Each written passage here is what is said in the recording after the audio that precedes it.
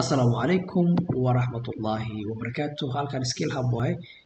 Maanta waxaan rabaa inaan idinla wadaago Google Ads-ka markaa baranaysid shahaadada keligeeda micno ma kuu samaynayso. Marka waxaa jiro waxyaabo muhiim ah iyo techniques farsamooyin kala duwan oo ku anfici doono oo aa u baahan tahay haddii aad rabto inaad Fiverr ka shaqaystid, Upwork ama si freelancer ah inaad wax ka taqaanid. Waxyaabahaas waxaa ka mid ah waxa loo yaqaano quality score iyo ad rank. Quality score iyo ad rank. Marka inaad fahantid aad ay muhiim u tahay. Quality score maxaa la dhahaa, ad rankina maxaa la dhahaa.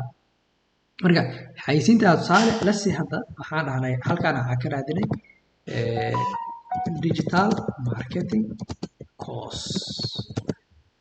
qaabkaan aan dhahday kasoo qaad ama business course. hataa ujeedid meesha waxaa kaaga soo muuqday idheh ama ad oo koowaad, ad labaad, ad saddexaad, kan afraad xayeysiin maaha. Marka waxaa ku calaamadeynaa saddexdan aa ujeedid, saddexdan waxay ku jiraan waxaa loo yaqaanaa ad rank. marka ad rankiga waxaa laga wadaa which one oo first tusaale business course aa qoray yaa number one ay soo baxay. Number one saa ujeedid Coursera waaye, number two Bloomberg waaye, number three Fleric waaye. marka waxaa rankinka oo number one ku jiro oo u haysta hadda waa website-kan loo yaqaano Coursera. Coursera wuxuu ranki gareynaa number one. marka waxaas waxaa loo yaqaanaa ad rank. xayeysiintan inay first page soo gasho marka keywordkan hadda business halkan ku qoro waxbaa sabab u ah. waxyaabaa sababka waxaa la dhahaa quality score. quality score. salaad quality scoreka haddii Google aa ka raadino oo aa idin tuso quality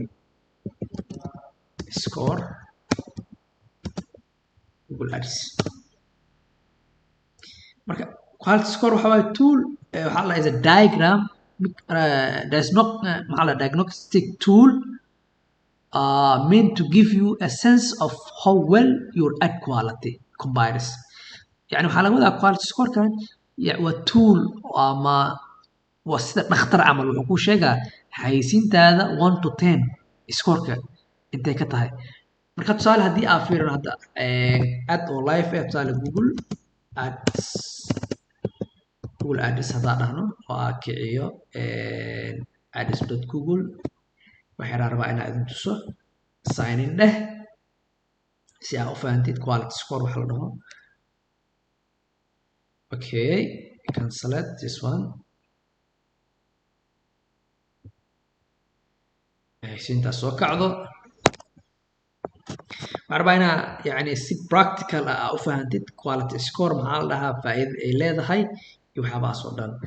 let's say xayeysiintan oo kale xayeysiintan skill hub website visitka saa ujeedid markaa ku dhufato statuska waxaa iga xiran xayeysiintan sorry kobaa ku dheh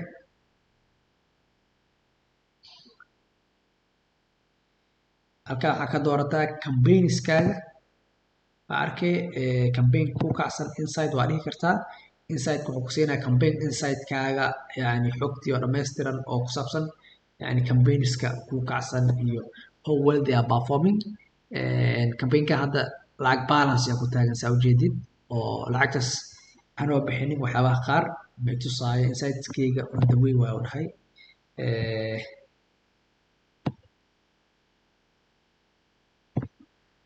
hadda kan saa ujeedid average CPM-ka $2 costiga lacagta waa kasa. impressionska waxaa laga wadaa dadka arkay.